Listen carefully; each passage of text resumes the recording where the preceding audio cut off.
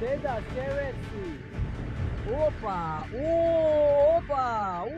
რუსეთში აჯანყება მწიფდება და ახლა უკვე რუე რუსი პოლიტიკოსებიც საჯაროდ აფრთხილებენ რა შეიძლება მოხდეს. ჩვენ ახლახან ვიხილეთ ერთ-ერთი ყველაზე მკაცრი გაფრთხილება, რომელიც რუსეთის ერთ-ერთი უდიდესი ბანკის მთავარი ეკონომისტისგან მოვიდა. იცით რა? ეს კაცი ადრე პუტინთან მუშაობდა და ეკონომიკურ საკითხებზე აძლევდა რჩევებს. და ეხლა ის წინასწარმეტყველებს მისი რეჟიმის დაცემას და პუტინის სიკვდილს. როგორც ჩანს, ეს გაფრთხილება პუტინზე ძალიან იმოქმედა, რადგან კრემლი და მიღაცამ პირადად დარეკა ბანკში და სთხოვა, რომ ეს კაცი გაეთავისუფლებინათ. და მეორე დღეს ის აღარ იყო იქ. ეხლა სამწუხაროდ ვლადიმირისთვის ეს ეკონომისტი მარტო არ იყო. ყავს სხვა რუსი პოლიტიკური სტრატეგები, სამხედრო ანალიტიკოსები, ყველა მათგანი იმავეს მოითხოვს. მილიონობით რუსს არ უნდა, რომ ეს ომი გაგრძელდეს. და სანამ პუტინი ამ ყველაფერს უმკლავდება, უკრაინა მოსკოვს კიდევ ერთი შეტევა მიაკენა, რამაც რუსეთის დედაქალაქში მთელი დღის გათიშვა გამოიწვია. მოსკოვის ელიტა სიბნელეში ზის, რადგან რუსეთმა ვერ შეძლო უკრაინის მიერ გაშვებული დრონების შეჩერება. მოდით ყველაფერს მივხედოთ. რა თქმა უნდა, ყველაზე დიდი სიახლი დავიწყოთ. გაფრთხილება მოდის კაცისგან, რომელიც პუტინთან ძალიან ახლოს იყო. ამ კაცის სახელი ანდრეი კლოპიაკია და ის 2008 წლიდან 2014 წლამდე რუსეთის ეკონომიკურ გუნდში იყო. ეკონომიკური განვითარების მინისტრის მოადგილის თანამდებობაზე მუშაობდა. ამის შემდეგ ის გახდა მთავარი ეკონომისტი ყველაზე დიდ სახელმწიფო ბანკში, სახელწოდებით VEB. ეს არის რუსეთის სახელმწიფო განვითარების ბანკი. მთავარი სახელმწიფო საკუთრებაში არსებული ინსტიტუტი, რომელიც აფინანსებს ქვეყნის უმსხვილეს ინფრასტრუქტურულ და სამრეწველო პროექტებს. ის ამ პოზიციაზე, როგორც მთავარი ეკონომისტი, ბოლო 12 წლის განმავლობაში მუშაობდა. და ეხლა სამწუხაროდ ჩანს, რომ მისი რჩევები აღარ არის საჭირო, რადგან ის ამბობს ისეთ რაღაცებს, რაც პუტინს ძალიან აშინებს. ეხლა ზუსტ პროგნოზზე მალე ვისაუბრებთ, მაგრამ ეს არის მთავარი ნაწილი. თვითონ უკრაინაც კი აცნობიერებს იმას, რასაც ეს მთავარი ეკონომისტი ამბობს. უკრაინა მიცის, რომ პუტინი ამ ომს მხოლოდ მაშინ შეწყვეტს, როცა ომის გაგრძელების ფასი მისთვის პირადად ძალიან მაღალი გახდება, როცა მისი საკუთარი პოზიცია ომის გაგრძელების საფრთხელებით საფრთხეს ქვეშ დადგება. და ეს არის ის, რაც უკრაინის ყოფილმა თავდაცვის მინისტრმა ახლახან საჯაროდ დაადასტურა. მოусმინეთ ამ მოკლე ჩანაწერს. მე ვფიქრობ, რომ ჩვენ შევძლებთ რუსების შეჩერებას ჩვენი ძალით, ორგანიზებულობით, ასიმეტრიით და დასავლეთის ქვეყნებთან პარტნიორობით. სომცეკრების ავტორი ოლია შორი. ომი რუსებისთვის აზრს დაკარგავს. ისინი ვერაფერს მიაღწევენ სტრატეგიულად და ომის გაგრძელების ხოველი დღე მათთვის ძალიან სახიფათო იქნება. შესაძლოა კოლაფსისა და დიდი კრიზისის დონემდე მიიყვანოს და იმ მომენტში, როდესაც პუტინი, ან უпростоრად არა პუტინი, რუსეთის მთავრობა მიხვდება, რომ არსებობს ეგზისტენციალური საფრთხე. და ისინი შეჩერდებიან სტრატეგიული მიზნების მიღწევის გარეშე. და შემდეგ იქნება ცეცხლის შეწყვეტა და მშვიდობა უკრაინაში. აი, ეს გველოდება ჩვენ. მაგრამ მანამდე, რა თქმა უნდა, გვექნება ჯოჯოხეთი, რთული დრო, ბევრი გამოწვევა და ბევრი ცვლილება. მაგრამ საბოლოოდ, ბრძენი და მამაცი უკრაინელი ხალხის წყალობით ამ ყველაფრის მიღწევას შევძლებთ. ჩვენ ამ ყველაფრის მიღება შევძლებთ. ზუსტად ამას წინასწარმეტყველებს ანდრე. ის ამბობს, თუ პუტინი, ან უпростоრად თუ რუსეთი გააგრძელებს იმ გზას, რომელზეც ახლა დგას, რუსეთი დამარცხდება და ეს შეიძლება სერიოზულ სოციალურ კრიზისამდე მივიდეს. მინდა გაჩვენოთ პრეზენტაცია, რომელიც მან წარადგინა, რადგან სწორედ ამ პრეზენტაციამ გამოიწვია მისი გათავისუფლება. ეს პრეზენტაცია მან მაისში გააკეთა და ერქვა რუსეთის ეკონომიკა და გეოპოლიტიკური გამოწვევები. და ის წარადგინა ნიკიცის კლუბში. ეს კლუბი პირდაპირ იმისთვის არის შექმნილი, რომ მაღალი რანგის რუსი ოფიციალური პირებები და მრჩევლები შეიკრიბონ და იდეებზე იმსჯელონ, რათა გადაწყვეტონ, რა არის ქვეყნისთვის საუკეთესო გზა მომავალში. და ეს მნიშვნელოვანია, რადგან ეს ადამიანი არ არის პუტინის წინააღმდეგი და არც პუტინს აკრიტიკებს. ის ზოგადად აფრთხილებს რაღაცაზე, რაც მისი აზრით შეიძლება რუსეთს ავნოს, ან უნდა რომ სხვებსაც უთხრას ეს, რათა იფიქრონ, როგორ აიცილონ ეს თავიდან. მაგრამ როგორც ჩანს, მისი გაფრთხილება პუტინისთვის უბრალოდ იცით, ცოტა ზედმეტად არასასიამოვნო აღმოჩნდა. მოდით გაჩვენებთ რამდენიმე მთავარ განცხადებას იმ პრეზენტაციიდან. პირველი ასე ჟღერს. რეკორდული ზრდის ტემპების შემდეგ 2023 და 2024 წლებში რუსეთის ეკონომიკა შენელდა 2025 წელს. და მოლოდინების მიხედვით, წელს ის რეალურად ჩამორჩება ზრდის ტემპებით შეერთებულ შტატებსა და უკრაინას. რომელთანაც ჩვენ სამხედრო პოლიტიკურ დაპირისპირებაში ვართ. ასე რომ, ისევ 2023-2024 წლები ძირითადად იყო ის პერიოდი, როცა რუსეთი საკუთარივე ფულით იყო გაბრუებული. ეს გავს იმას, რომ პუტინი უბრალოდ ბეჭდავდა ძალიან ბევრ ფულს, ან ასხამდა უზარმაზარ თანხებს თავდაცვის სექტორში, რის გამოც ეკონომიკა იზრდებოდა. მაგრამ სამწუხაროდ ყველამ ვიცოდით, რომ ეს გრძელვადიანი გამოსავალი არ იყო. და სწორედ ეს ხდება ახლა. მაგრამ გავაბრძელოთ პრეზენტაციიდან სხვა კომენტარებით. ჩვენ ვაგებთ როგორც ტექნოლოგიურ, ასევე ეკონომიკურ კონკურენციას მსოფლიოში. უფრო მეტიც, ჩვენ ამას ვაგებთ არა მხოლოდ ჩინეთთან და შეერთებულ შტატებთან, არამედ გარკვეულ ასპექტებში უკრაინასთანაც კი.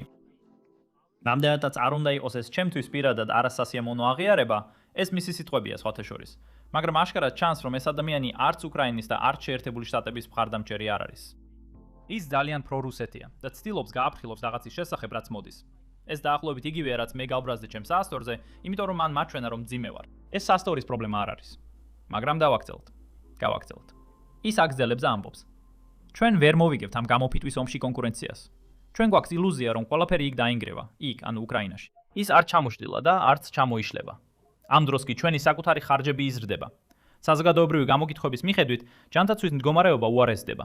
ჩვენი სამეცნიერო და ტექნოლოგიური სექტორი ძალიან არათანაბარია. ჩვენ გვაქვს გარღვევები გარკვეულ სფეროებში, მაგრამ მთლიანობაში, ჩემი აზრით, ჩვენ ვაგებთ კონკურენციას და არ ვიგებთ მას. ეხლა რუსეთის ჯანდაცვის სისტემა რეალურად სიგიჟეა. და სინამდვილეში, ჩემს სიაში მაქვს ჩაწერილი, რომ მომავალში ამაზე ვიდეო გავაკეთო. მაგრამ სიტუაცია იმდენად ცუდია, რომ რუსეთი ახლა სამედიცინო სტუდენტებს დაჩქარებული წესით ამზადებს, რათა ისინი სწრაფად გავიდნენ პრაქტიკაზე და გახდნენ ექიმები, რადგან რუსეთს ექიმები ასე ძალიან სჭირდება. და ეს ქმნის ბევრ პრობლემას, რადგან კიდევ ერთხელ ეს ადამიანები არ არიან ჩვეულებრივი ექიმები. მათ არ მიუღიათ ის განათლება, რაც უნდა მიეღოთ, სრული განათლება. და ეს უკვე პრობლემაა. მაგრამ ამას გარდა, ამ ექიმების დეფიციტის გამო, ზოგიერთი ამ ექიმიდან იმდენად გადათვირთურლია და დაბალანაზღაურებადი, რომ ისინი ტოვებენ რუსეთს, მიუხედავად იმისა, რომ სწრაფად მიღებული ექიმის ხარისხის მიუხედავად, რაც უამრავ პრობლემას ქმნის. და რა თქმა უნდა, ოკუპირებული რეგიონები ბევრად უფრო მეტად იტანჯებიან, ვიდრე შორეული რუსული რეგიონები, ხოლო შორეული რუსული რეგიონები ბევრად უფრო მეტად ვიდრე ელიტური რუსული ქალაქები. მაგრამ მიუხედავად ამისა, ეს პრობლემა ვრცელდება და მართლაც სერიოზული ხდება. და ეს არის ის, რაზეც უკვე ქვეყნების ელიტებიც კი საუბრობენ. ასე რომ ეს ნამდვილად ის საკითხია, რაზეც პუტინს უნდა ედარდოს. მაგრამ გავაგრძელოთ, რადგან ეს პროგნოზი ნამდვილად აშინებს პუტინს. ის ამბობს, ეკონომიკა გაუძლებს, მაგრამ შეიძლება სოციალური კრიზისი წარმოიშვას. და სწორედ მაშინ, როცა ამას არავინ განსაკუთრებით ელოდება. შეგახსენებთ, რომ არც თებერვლის რევოლუციას არავინ ელოდა. ეხლა, თებერვლის რევოლუცია არის რევოლუცია, რომელიც 1917 წელს მოხდა. ასე რომ სწორედ მაშინ, როცა მსოფლიო ომი მიმდინარეობდა და რუსული რევოლუცია რეალურად დაიწყო, ბევრი ადამიანი თანხმდება, რომ ეს იყო პირველი რევოლუცია, რომელმაც რუსული რევოლუცია, ბოლშევიკური რევოლუცია გააჩინა. ეს ფაქტობრივად, ქმნის საბჭოთა კავშირს, რუსეთს კომუნისტურ სახელმწიფოდ აქცევს. მაგრამ რაც უფრო მნიშვნელოვანია პუტინისთვის, რუსული რევოლუციის შემდეგ რუსეთის цаრი ნიკოლოზ მეორე მგონი სწორედ თებერვლის რევოლუციის შემდეგ მარტში ტახტზე უარს ამბობს. და მე მგონი ყველა მიცით რა ხდება 1 წლის შემდეგ. ის და მისი ოჯახი ბოლშევიკებმა 1 წლის შემდეგ დახვრიტეს. ის ამჟამინდელ სიტუაციას ადარებს 1917 წლის თებერვლის რევოლუციას, რაც შეიძლება რუსეთის სრულ კოლაფსამდე მიიყვანოს. ეხლა ის ამბობს, რომ რუსეთის კოლაფს არ წინასწარმეტყველებს, მაგრამ ის ნამდვილად შემაშფოთებელ მოვლენებს პროგნოზირებს. მოდით გადავხედოთ მის ბოლო პროგნოზს, რომელსაც ამ პრეზენტაციაში ამბობს. მე მჯერა, რომ რუსეთი არ დაიშლება, მაგრამ თითქმის დარწმუნებული ვარ, რომ სოციალურ კრიზისამდე მივალთ. ეკონომიკურად არ დავიშლებით, მაგრამ ჩვენი ჩამორჩენა კიდევ უფრო გაიზრდება ყველა, გამომდინარე შედეგით. ეს საკმარისი იყო, რადგან როგორც ჩანს, რუსული მედიის მიხედვით სხვათა შორის, ეს ინფორმაცია არ არის დასავლური ან უკრაინული მედიისგან მიღებული. რუსულმა მედიამ გამოაქვეყნა ანგარიში, სადაც ნათქვამია, რომ ის გაათავისუფლეს და ბანკისგან ვერ მიიღეს კომენტარი, თუ რატომ გაათავისუფლეს იგი. მაგრამ ბანკში მის თანამდებობასთან დაახლოებულმა პირმა ანონიმურად განუცხადა რუსულ მედიას, რომ ის გაათავისუფლეს იმიტომ, რომ ამ პრეზენტაციის შემდეგ კრემლიდან პირდაპირ ზარი შევიდა. ამიტომ ეს პრეზენტაცია ცოტა ხნის წინ გააშუქა Moscow Times-მა რუსულ ენაზე. ასე რომ ფიქრობ, რუსული საზოგადოება ამას ბევრად უფრო ხშირად კითხულობს. ამ პუბლიკაციაში პრეზენტაციის გაშუქების შემდეგ ის პირდაპირ 2 დღეში გაათავისუფლეს. როდესაც ეს ამბავი რუსეთში დიდ სიახლედ იქცა, პუტინს უბრალოდ არ შეეძლო, ეს კაცი ძალაუფლებაში ან გავლენიან პოზიციაზე ყოფილიყო. ასე რომ ფიქრობ, თავად პუტინმა დარეკა ბანკში და მისი გათავისუფლება მოითხოვა. ეხლა, თუ ვივარაუდებდი, ვიტყოდი, რომ 1917 წლის თემის წამოწევა ალბათ ის იყო, რამაც ამ კაცს ეს მდგომარეობა მოუტანა. იმიტომ რომ პუტინი შეიძლება ეკონომიკაზე გარკვეულ კრიტიკას შეეგუოს, მაგრამ არ მგონია რომ მას მოსწონდეს საუბარი იმაზე, როგორ ჩამოაგდეს მეფე ტახტიდან და შემდეგ მოკლეს. იმიტომ რომ პუტინი ძალიან ფატალისტურია, სწორად ვამბობ. თითქოს სიკვდილზე ბევრს ფიქრობს. და ეს ისაა, რაც გავიგეთ ადამიანებისგან, რომლებიც პუტინთან ძალიან ახლოს მუშაობდნენ, მაგალითად მის პირველ, მეორე და მესამე ვადაზეც კი. შეხედეთ ამ რეპორტაჟს. ძველი ამბავია, მაგრამ მინდა გაგიზიაროთ, რადგან ჩვენ საუბარს ეხება. პუტინის ყველაზე დიდი კოშმარი სინამდვილეში კადაფის მკვლელობის ვიდეოა. არა მკვლელობა, არამედ სიკვდილი. მისთან ახლოს ოფით წყაროების მიხედვით, რომლებიც იმ დროს მასთან ერთად იყვნენ, პუტინი იმდენად შეძრწუნდა ლიბიის დიქტატორის სიკვდილით, რომ საათობით უყურებდა კადრებს, სადაც კადაფის დაჭერასა და მოკვლას აჩვენებდნენ. ის აშკარად აიგივებს თავს კადაფისთან და ეშინია რომ ერთ დღეს ალბათ თავადაც ასე დაასრულებს. ეხლა როცა ეს ინფორმაცია იცით, ფიქრობ გარკვეულწილად გასაგებია რატომ ეშინია პუტინს 1917 წელთან შედარების, როცა ბოლო რუსი цаრი მოკლეს. ალბათ. კიდევ ერთხელ ეს უბრალოდ ჩემი თეორია, რადგან ეს დიდი ამბავი იყო, როცა გავრცელდა. ბევრი ადამიანი საუბრობდა იმაზე, რომ პუტინი ძალიან იყო შეპყრობილი ლიბიაში მომხდარით. და ამას გარდა ვფიქრობ, მისი ბევრი გადაწყვეტილება სწორედ იმისთვის იყო მიღებული, რომ რუსეთში არ განმეორებულიყო ის, რაც ლიბიაში მოხდა. ასე რომ მას არ სურდა არაბული გაზაფხულის მსგავსი რამ. თუმცა პატარა ვლადიმირისთვის სამწუხაროდ ეს კლეპაგი ერთადერთი არ არის, ვინც ამ თეორიას აყენებს. მოსკოვში კიდევ სხვა ადამიანებიც არიან, რომლებიც იგივე ამბობენ. სულ ახლახან ჩვენ გავაშუქეთ, როგორ თქვა მოსკოვის მერმა, რომ ეკონომიკა დაინგრევა თუ პუტინი მობილიზაციას წამოიწყებს. მოусმინეთ ამ მოკლე ჩანაწერს, რადგან მინდა აღვნიშნო, რომ ეს ამბავი რეალურად დიდ ამბად იქცევა რუსეთში. ჩვენ მუდმივად ვისმენთ ასეთ საუბრებს. ჩვენ მუდმივად ვისმენთ საუბარს იმის შესახებ, რომ საჭიროა ყველაფრის მობილიზება, მთელი ეკონომიკის საომარ რეჟიმზე გადაყვანა და ასე შემდეგ. მაგრამ თანამედროვე ეკონომიკა სხვანაირად არის მოთხოვილი. თუ არ არსებობს მშვიდობიანი დროის ეკონომიკა, თუ არ არის გადასახადები, პირადი შემოსავალი და პოლიტიკური ვითარება, სრულიად განსხვავებულია. ომში წარმატებას ვერ მივაღწევთ. გაითვალისწინეთ ამ კაცზე, ამ მერზე, ჭორები დადიოდა, რომ პუტინის შემდეგ ის იქნებოდა შემდეგი. პროგნოზირებდნენ, რომ ის იქნება ასე რომ აშკარად ის არის გავლენიანი ადამიანი. და კიდევ ერთხელ, ის პირდაპირ პუტინს არ ესხმის თავს.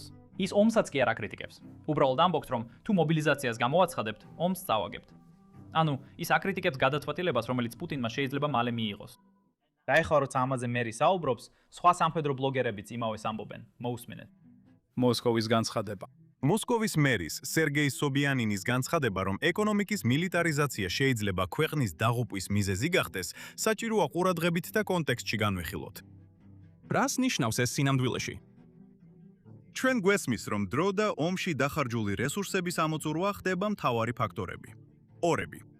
სხვა სიტყვებით რომ თქვათ, ომის გაჭიანურება ნიშნავს მარწუხების შემოჭერას რუსეთის სახელმწიფოებრიობაზე, სახელმწიფოებრიობაზე, რომ აღარაფერი ვთქვათ სოციალურ სფეროზე და ასე შემდეგ. შემდეგ კიდევ ერთი რუსი პოლიტექნოლოგი კომენტარს აკეთებს იმაზე, რომ სინამდვილეში მილიონობით რუსია, რომლებიც ხმამაღლა არ საუბრობენ, მაგრამ ისინი ომის წინააღმდეგ არიან. შეხედეთ ამ განცხადებას. კომენტატორის სახელი შადაფია და ის ამბობს: იაბლოკოს სიუჟეტი ხაზს უსვამს უმნიშვნელოვანეს თემას, რომ მშვიდობა უკეთესია ვიდრე ომი. იაბლოკო ის თემაა, რომელიც ჩვენც ცოტა ხნის წინ გავაშუქეთ. ეს არის ერთადერთი ანტისაომარი პარტია რუსეთში, რომელსაც ახლა აუგზავნა და ამას გარდა სხვათა შორის ზოგიერთი პოლიტიკოსი 10 წლიანი პატიმრობით ისჯება მხოლოდ იმიტომ, რომ ისინი ომს ეწინააღმდეგებიან. ამაზე მოგვიანებით ვიდეოში ვისაუბრებთ, რადგან მაშინ უფრო ლოგიკური იქნება. მაგრამ ეს აუცილებლად უნდა გახსოვდეთ. მაგრამ გავაგრძელოთ ამ განცხადებასთან დაკავშირებით. მშვიდობა უკეთესია ვიდრე ომი. ეს თეზისია, რომელსაც მხარდაჭერა იმ მარგინალური პარტიის ფარგლებს ბევრად სცდება. თუნდაც ერთგულ და მორჩილ ერთიანი რუსეთის ამომრჩევლებს შორის მილიონობით კაცი, მილიონობით ადამიანი ვფიქრობ, ამას გულისხმობს ის, ორივე სქესის ჩუმად ჩურჩულებენ. როდის დასრულდება ეს? დროა მოლაპარაკებები დაიწყოს. ჩვენ ვეჯახებით ერთმანეთს როგორც ცხვრები და ამდენ სისხლს ვღრით უმიზეზოდ. ჩვენ გჭირდება მშვიდობა, გჭირდება მოლაპარაკებები, გჭირდება დიპლომატია, უნდა შევწყვეტოთ ერთმანეთის მოკლა და ის რაც 10 წლეულები აშენდებოდა, აღარ უნდა დავანგრიოთ კიდევ ერთი მალია ტომატკას გულისთვის. ფრთხილად ვივარაუდებდი, რომ ეს დაახლოებით ისაა, რასაც თუ არა უმრავლესობა, მაშინ მაინც საზოგადოების ძალიან მნიშვნელოვანი ნაწილი ფიქრობს. ეხლა მალია თომატკა არის ქალაქი, რომლის დასაპრობადაც რუსეთი ძალიან დიდი ხანია იბრძვის. და ეს უბრალოდ ჩვეულებრივი ქალაქია, მაგრამ ის რუსეთში მემად იქცა, სადაც ხალხი ხუმრობს, რატომ გჭირდება მალია თომატკა. მართლა კიდე მილიონ ადამიანს შევწირავთ მხოლოდ იმისთვის, რომ ეს პატარა ქალაქი დავიფროთ. სხვათა შორის ეს ქალაქი უკრაინაშია. ხო, სწორედ ამას იყენებს ის. ძირითადად ამბობს, რომ არ გაანადგუროთ ის, რისი აშენებასაც 10 წლეულები დასჭირდა. მხოლოდ კიდევ ერთი მალია ტომატკასთვის. ამას ამბობს რუსი კომენტატორი, რომელსაც რუსეთში საკმაოდ ბევრი მინდევარი ჰყავს. ეხლა დარწმუნებული ვარ, თქვენიდან ზოგიერთები ფიქრობ, რომ ეს უბრალოდ ეკონომისტები და კომენტატორები ლაპარაკობენ, ხომ ასეა? ეს თითქოს არც ისე მნიშვნელოვანია. და ვიცი, რომ ბევრი ადამიანი ეკონომისტებს დიდ პატივს არსემს. მგონი პრეზიდენტ რეიგენს ჰქონდა ხუმრობა იმაზე, რომ მსოფლიოში მთელი ქაოსი ეკონომისტების შექმნილია, რაც კიდევ ერთხელ ნაწილობრივ მართალიც არის. ეს რაღაც მხრივ აზრიანია, მაგრამ მხოლოდ ეს პროფესიონალები არ აკრიტიკებენ მიმდინარე მოვლენებს. ჩვენ გვყავს სამხედრო მეთაურებიც და სამხედროებთან მომუშავე ხალხიც, რომლებიც მსგავს რამეს ამბობენ. შემდეგი, მაქვს ვიდეო ფრაგმენტი სამხედრო სტრატეგისგან, რომელიც ადრე რუსეთის გენერალური შტაბის წევრი იყო, კონსტანტინ სიკოვი. და ის აფრთხილებს იმაზე, რაზეც ჩვენ საუბრობდით. ის აფრთხილებს იმავე საკითხზე, რასაც ყველა ეს ეკონომისტი წინასწარმეტყველებს, სოციალურ-პოლიტიკურ აფეთქებაზე რუსეთის ეთის შიგნით. ასე რომ მოусმინეთ. ეს ნიშნავს სტრატეგიული შეტევითი ოპერაციის ჩატარებას, რომელიც მიზნად ისახავს უკრაინის შეიარაღებული ძალების გადამწყვეტ დამარცხებას.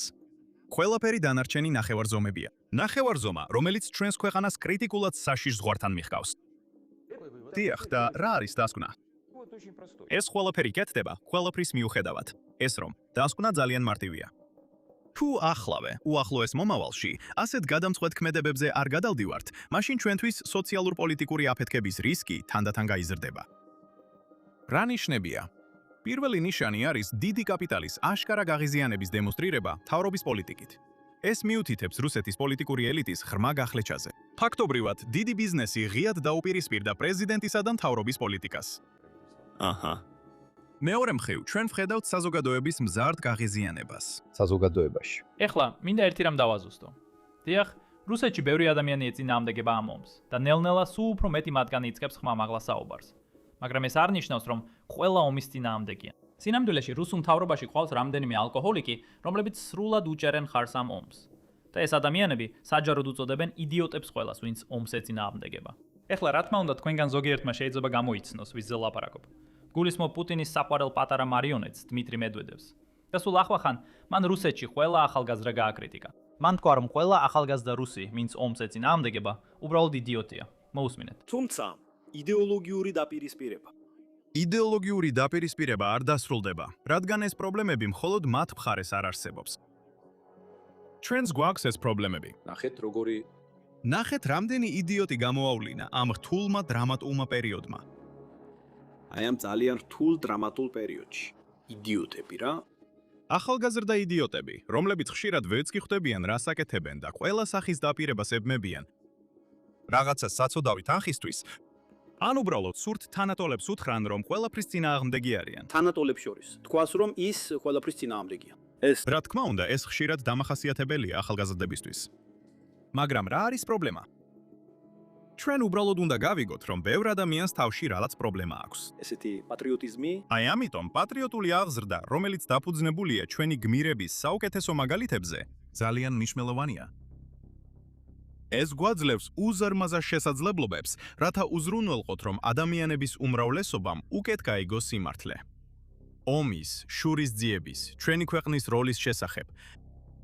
იმაზე თუ რა გაკეთდა საუკუნეების განმავლობაში მის დასაცავად და რა კეთდება ახლა. და რა თქმა უნდა, ეს ბიჭი ოფიციალურ პოზიციაზეა. ამიტომ მას ცოტა უფრო დიპლომატიური უნდა იყოს. მაგრამ რუსი სამხედრო ბლოგერები, რომლებიც ამ ომის უკან დგანან, ჯერ კიდევ არ არიან ასეთი დიპლომატიურები. ჩემი აზრით, ისინი ზედმეტად შორს მიდიან. მაგრამ სანამ იმ ვიდეოს ნახავთ, მინდა გაჩვენოთ რა ხდება იმ პარტიასთან, რომელიც პუტინმა ახლახან აკრძალა. ერთადერთ ანტისაომარი პარტია რუსეთში. ჩვენ წინა ვიდეოში ვისაუბრეთ ამ პარტიაზე, რომლებსაც უახლეს არჩევნებში მონაწილეობის უფლება აუკრძალეს საავტორო უფლებების დარღვევისა და მსგავსი მიზეზების გამო. ეს არის ის საბაბი, რომელსაც პუტინი იყენებს თავისი ოპონენტების მოსაშორებლად, მაგრამ სამწუხაროდ ამ პარტიის მხარდამჭერთა რაოდენობა გაიზარდა. პარტია უფრო პოპულარული გახდა იმის გამო, რომ პუტინი ცდილობდა მისი დახურვას. ვფიქრობ ამას როგორ ეძახიან? არა დანინგ-კრუგერის ეფექტი. ეს უფრო იმ ინტერნეტ ეფექტს გავს, როცა რაღაცის აკრძალვას ცდილობ და ის უფრო პოპულარული ხდება. მე ხურადღებას აქცევ. ამიტომაც პუტინი ახლა ამ პარტიის ერთ-ერთ ლიდერს აპატიმრებს. და მას რუსული არმიის შესახებ დეზინფორმაციის გავრცელებისთვის 11 წელზე მეტი ხნით პატიმრობა მიუსაჯეს მხოლოდ იმის გამო, რომ ანტისაომარი იყო. რუსეთში ერთადერთი ანტისაომარი პარტია, რომელსაც როგორც ჩანს, ბევრად მეტი მხარდაჭერა აქვს, ვიდრე მე წინა ვიდეოში ვახსენე, როცა ამ პარტიაზე საუბრობდით, მგონი ერთი კვირის წინ, ვთქვი, რომ მათ დაახლოებით 3% მხარდაჭერა ჰქონდათ. ეს სინამდვილეში ასე არ არის. ვფიქრობ, ეხლა მათ 10%-ზე მეტი მხარდაჭერა აქვთ რუსული გამოკითხვების მიხედვით. ეს ის გამოკითხვებია, რომლებსაც პუტინი სურვილის შემთხვევაში შეიძლება გააყალბოს. და ამ გამოკითხვების მიხედვით პარტია იზრდება. და რა თქმა უნდა, უზენაესი სასამართლოს შენობის გარეთ, სადაც ეს გადაწყვეტილება მიიღეს, არიან რუსი ახალგაზრდები, რომლებიც ყოველდღე იქ მიდიან, აპროტესტებენ და მათ აკავებენ. ასე რომ რუსი ახალგაზრდები აშკარად არ უჭერენ მხარს ამ ომს. ისინი ძალიან წინააღმდეგი არიან. ისინი წინააღმდეგი არიან იმ და ეხლა რუსი სამხედრო ბლოგერები ცდილობენ ჩაერთონ ამ ყველაფერში და ამბობენ, რომ აი რუსეთში ვინც არ უნდა იყოს, თუნდაც ახალგაზრდა, რომელიც ამ ომის წინააღმდეგია, ის უნდა გააძევონ ქვეყნიდან. მოусმინეთ ამ ჩანაწერს. ეს ნაბიჯვრები წერენ, რომ პირველად 5 წლის განმავლობაში რუსეთის მოქალაქეებს აქვთ რეალური შესაძლებლობა ხმამისცენ მშვიდობასა და თავისუფლებას, ლეგალურად და უსაფრთხოდ დაუჭირონ ხარი ცეცხლის შეცვათის შეთანხმებას. თქვენ ნაბიჯრებო და ნაძირლებო. გმადლობთ ყველას, ვისაც ჯერა. თქვენ აბიჯრებო.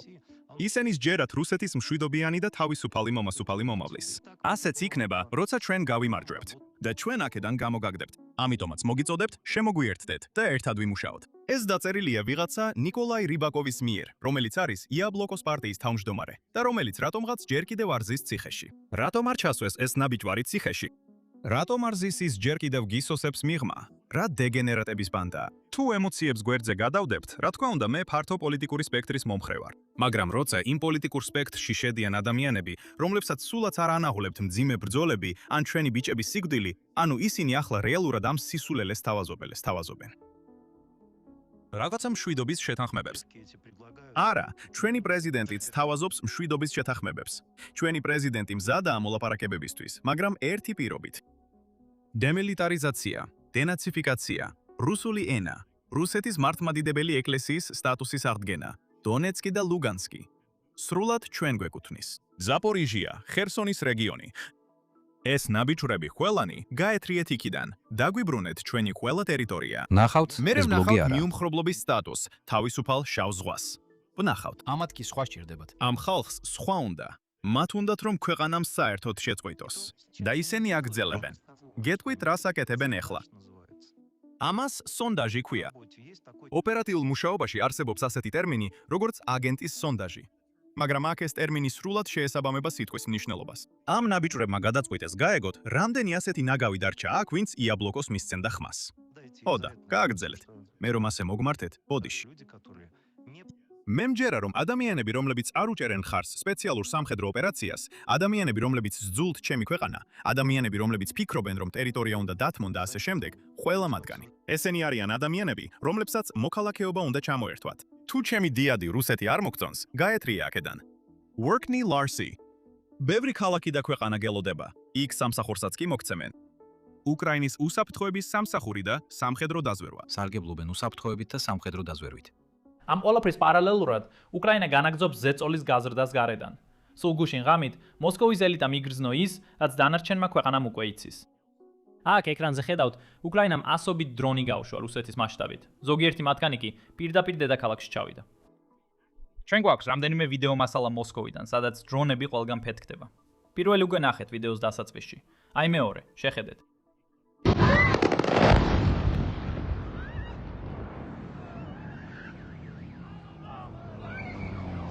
ანდაბა, რა უბედურება, რა ხდება, აპოკალიფსია. სიზრიას.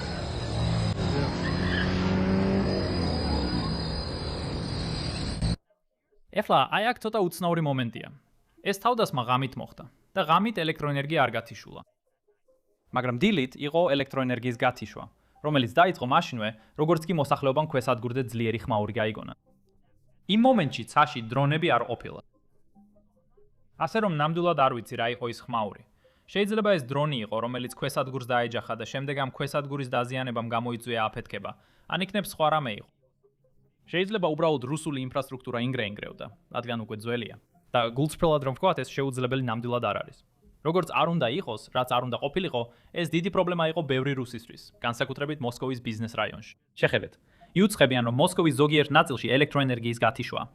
ამბობენ, რომ თეატრში დაახლოებით 10 ადამიანი ლიფტში იყო გაჭედილი და დახმარების გარეშე ვერ გამოდიოდა. გარდა ამისა, რუსეთში სხვადასხვა სერვისზე, მათ შორის სატელეკომუნიკაციო ოპერატორებზე, ბანკებზე, სოციალურ ქსელებზე, სტრიმინგ პლატფორმებსა და სხვა ონლაინ სერვისებზე გათიშვების შესახებ შეტყობინებები მკვეთრად გაიზარდა. ენერგიისა და ინტერნეტის გათიშვის მიზეზი არ იყო მითითებული.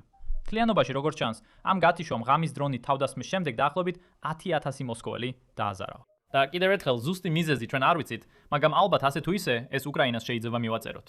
და დარწმუნებული ვარ, რუსეთიც სწორედ ასე მოიქცეო. და რა თქმა უნდა, ამ ომის გამო რუსეთის ეკონომიკა კვლავ სირთულეებს განიცდის. და რუსეთის საფონდო ბირჟაც სწორედ ამას გვიჩვენებს.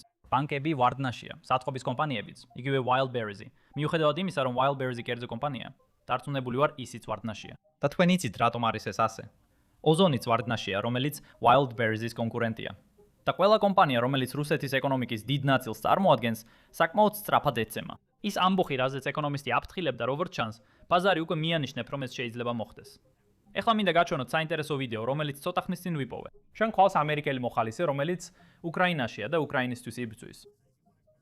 და მინდა განმარტო, სანამ ამ ვიდეოს გაჩვენებთ. ის არ არის ოფიციალური ჯარისკაცი. ის უბრალოდ მოხალისეა, რომელიც უჭერს მხარს უკრაინის თვითგამორკვევის საქმეს და იქ მიდის, რათა დაეხმაროს. ახლა მან გააზიარა თავისი გამოცდილება თუ როგორი იყო უკრაინასთან ერთად ბრძოლა, უკრაინისთვის ბრძოლა. ასე რომ მოусმინეთ. კარლ საინც გეერი, მემფისიდან ტენესის შტატი აშტეშტო. და მე აქ ვარ, რომ უკრაინელ ხალხს როგორც შემიძლია ისე დავეხმარო. რუსეთი შეიჭრა, ისინი კლავენ ქალებსა და ბავშვებს. მსოფლიო არაფერს აკეთებს ამის წინააღმდეგ. პოლიტიკოსები ლაპარაკობენ, ხოლო უკრაინას მოქმედი ადამიანები სჭირდება. აქ ხალხი უფრო მეტად იტანჯება, ვიდრე ამერიკელი ჯარისკაცები. ეს ბევრად უფრო მძიმე ომია უკრაინელი ხალხისთვის, ვიდრე ის, რაც მე მინახავს ამერიკულ ომებს ამერიკელი ხალხისთვის მოუტანია. ეს ძალიან განსხვავებულია. ამერიკას ბევრი ფული აქვს, რომ წვრთნაში დახარჯოს, უკრაინას არა. ამიტომ უკრაინას ძალიან ჭკვიანურად უნდა მიუძღვეს იმას, თუ როგორ გადააქციოს ადამიანები, რომლებიც არასდროს ფიქრობდნენ, რომ ჯარისკაცები გახდებოდნენ ნამდვილ მებრძოლებად. პატიოსნად რომ თქვა, საუკეთესო გამოცდილება მქონდა მაშინ, როცა 25 ბრიგადასთან ერთად კომანდოს შერჩევა გავია. ჩვენ ქონდა 10 დღიანი ძალიან რთული შერჩევა, რომ 25 ბრიგადაში როგორც უცხოელები მიგვეღოთ. და იქ ბოლომდე გაგწურეს. და როცა ბაისაბეპეში მივედით, უკვე ყველაფრისთვის მზად ვიყავით, რაც იქ დაგვხვდა. და კარგად ვესმოდა იმ რეალობის, რასაც უკრაინა აწყდება. ნერვიულობდი, რომ მობილიზებულ ბიჭებთან ერთად მომიწევდა ცხოვრება და მუშაობა. ვიცი, რომ ბევრი მათგანი უკმაყოფილოა. ვიცი, რომ ბევრი მათგანი გაბრაზებულია, მაგრამ უკრაინელებისგან მხოლოდ კეთილგანწყობა, გულუხობა და მეგობრობა ვიგრძენი. მაშინაც კი ამ რთულ დროს მათ არასდროს შეუწყვეტიათ ღიმილი. სულ მეპატიჟებიან საჭმელს. ცხოვრებაში ამდენი თკბილეული არასდროს მიჭამია. ისინი ამ რთულ პერიოდსაც ბევრად სასიამოვნოს ხდიან. უკრაინელებთან მუშაობა ჩემთვის პატივია. იცით, ამ ამბავში ყველაზე შოკის მომგვრელი ის არის, რომ უკრაინამ ახლახან 2023-ის შემდეგ თავისი ყველაზე დიდი კონტრშეტევა განახორციელა. მან ფაქტობრივად გაანადგურა ყველა ის მიღწევა, რაც რუსეთმა წელს მოიპოვა, მიუხედავად იმისა, რომ ასობით ათასი ჯარისკაცი დაკარგა. მაგრამ არც ერთი წამყვანი მედია ამაზე რეალურად არ საუბრობს. მნიშვნელობა არ აქვს, რომელ მხარეს უყურებ.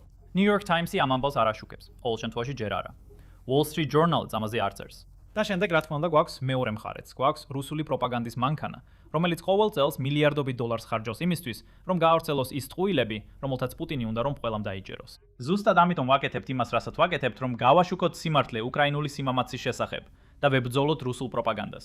ეხლა უნდა ვაღიარო, რომ ჩვენ არ გვაქვს მილიარდობით დოლარი როგორც ვლადიმირ პუტინს, მაგრამ ჩვენ გვყავთ თქვენ. ბოლო დროს დავიწყეთ Basics Insider. ეს არის გზა, რომ ხარი დავიჭიროთ და სანაცვლოდ დამატებითი მასალები მიიღოთ. შეგიძლიათ წევრი გახდეთ ახლავე ქვემოთ მოცემულ ღილაკზე დაჭერით, ან basicsinsider.com-ზე გადასვლით. ეხლა გეტყვით, რას იღებთ წევრობით, რადგან ეს უბრალოდ ქველმოქმედება არ არის. თუ წევრი გახდებით, მიიღებთ ექსკლუზიურ ვიდეოებს, რომელსაც ყოველდღე გვირთავთ და რომლებიც აქ YouTube-ზე არ იდება. ჩვენ ბევრად უფრო ღრმად ვსწავლობთ იმ ამბებს, რომლებსაც ვაშუქებთ. მეტ დროს ვუთმობ დეტალებს, რომლებიც ამ ვიდეოებში ვერ ეტევა. და რა თქმა უნდა, ყველაზე მთავარი, მოვიწოდოთ გევთ გამოცდილ სამხედრო ვეტერანებს, როგორიცაა ჩაკ ფარი, რომ გაანალიზონ ფრონტის ხაზის კადრები. აგვიხსნან რა ხდება სინამდვილეში და გამოგვიყვეს ფაქტები პროპაგანდისგან. ეს ნამდვილად ჩვენი დაუცენზურებელი, გაფართოებული გაშუქებაა იმ ადამიანებისთვის, ვისაც სურს ამ კონფლიქტების არსი სათაურებს მიღმა გაიგოს. და რა თქმა უნდა, გულწრფელად გეტყვით, თქვენი წევრობა ჩვენთვისაც ძალიან დიდი დახმარებაა. რეალობა ისაა, რომ YouTube-ის ალგორითმი მუდმივად იცვლება. რეკლამიდან შემოსავალი ერთ დღეს იზრდება და მეორე დღეს იკლებს.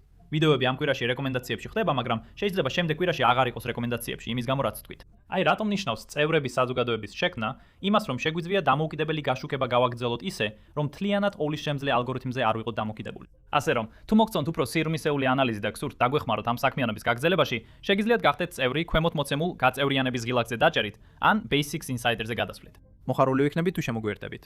და რაც თავარია, გთავაზობთ ფრაგმენტს ჩვენი ექსკლუზიური ვიდეოდან, სადაც ჩაკ ფარი თავის ჩვეულ ანალიზს აკეთებს. მოусმინეთ. ეს უბრალოდ აჩვენებს Wildberries-ის ერთ-ერთ ობიექტზე დარტყმის შედეგებს. იცით რა არის საინტერესო ამაში? ყველა იფიქრებს, რომ აი ნახეთ, დაიწვა ბევრი iPhone-ი, skateboard-ი და მე მიყვარს პუტინი მაისურები. მაგრამ ეს იყო ისეთი ადგილი, სადაც შეგეძლო გეყიდა 30 კილომეტრის სიგრძის ოპტიკური ბოჭკოს კაბელი, აეროდინამიკურ კონტეინერში, რომელსაც შენს დრონზე დაამაგრებდი. აქ შეგეძლო გეყიდა შაშხანებისთვის თერმული ოპტიკური სამიზნეები, ხამის ხედვის მოწყობილობები, ჯავშანჟილეტები, ბალისტიკური ჩაფხუტები. და კიდევ ერთი რამ არის ის, რომ ეს უბრალოდ საქონელზე თავდასხმები არ არის, ხომ ასეა? თქვენ უყურებთ სრულად განადგურებულ სადისტრიბუციო ჰაბს. ხომ ასეა? ყველა კომპიუტერი, ლოგისტიკოსები, დაგეგმვა. იცით ასე, რომ თქვენ ანადგურებთ იმ ყველაფერს, რაც Amazon-ის სადისტრიბუციო ქსელს ამუშავებს. და აი, Wildberries არის, იცით, ეს პუტინის Amazon-ია. უნდა იფიქრო, რომ ეს რაღაცები კედლიდან კედლამდე ასე რომ არ იყოს დაწყობილი. ასე არ დაიწოვებოდა ყველაფერი. ხო და მე იცით ცეცხლის მეცნიერებაში არ ვარ სპეციალისტი, მაგრამ იქ არის პლასტმასი, ელექტრონიკა, ალბათ უამრავი ლითიუმის ბატარეა. გულისხმობ იცით, ეს არის ის, რასაც სილებში თვითგამანადგურებელ სამიზნეს ვეძახით. ანუ თუ დაარტყამ, თავის თავში თანთქავს. და ეს არ შეიძლებოდა უკეთეს ხალხს დამართნოდა. ასე რომ შეეგუეთ დაგვიანებებს. თუ Wildberries-დან რამე შეუკვეთეთ შობისთვის ნახვამდის, ალბათ აღდგომაზე მიიღებთ. ახლახან კანონი მიიღეს ადამ, რომ დრონების მიერ მიყენებულ ზარალზე პასუხისგებლობას არ იღებენ. ეს კანონი დაახლოებით 1 კვირით ადრე მიიღეს, სანამ ეს თავდასხმები დაიწყებოდა. ასე რომ ეს რომ ნახე, სულ მესმოდა, როგორ ლაპარაკობდნენ ხალხი იმაზე, რამდენი ფული აქვს ვალდებული Wildberries რუსულ ბანკებთან. იცი, ამას ვერ გადაიხდიან. ხო, მყავს კოლეგა Key-Post-ში, Jason Smarty და იცი ის ეკონომიკას საკმაოდ ღრმად განიხილავს. ნახე, ის დოქტორია, მე კი უბრალოდ მებრძოლი ვარ. მაგრამ ჩვენ ვიცით კრედიტის დაშლის და არა მხოლოდ ამის ურთიერთობა. იცი, როგორც ეს Wildberries-ის ქსელი ვითარდება, იცი დაზიანებისას ის ნაკლებ ფულს გამოიმუშავებს. და ეს ნიშნავს, რომ მას არ შეუძლია გადაიხადოს, ვერ მოიმსახუროს თავის ვალს და ასე შემდეგ. ეს ძალიან ურთიერთდაკავშირებული სისტემაა. და ეს ყველაფერი ცუდ დროს ხდება პუტინისთვის და რუსეთისთვის. ესეთი ბევრი ჯაჭვური ეფექტია, რომ ისინი ყველა მოქალაქეზე მოქმედებს და ალბათ მიდიან პუტინთან და ეუბნებიან, რომ აღარ აპირებენ ამ ყველაფრის ატანას. რუს ხალხს საოცარი უნარი აქვს ტანჯვისა. ისინი ელიან ორ პირობას, დეფიციტს, რაციონირებას და ასე შემდეგ. იცით, სექტემბერში ერთიანი რუსეთის არჩევნებია. მათ მხოლოდ 24% აქვთ. თუ გსურთ ამ ვიდეოს დარჩენილი ნაწილის და მსგავსი ვიდეოების ყურება, შეგიძლიათ ეწვიოთ Basics Insiders, ან დააცკაპუნოთ ქვემოთ არსებულ გაწევრიანების ხილაკზე.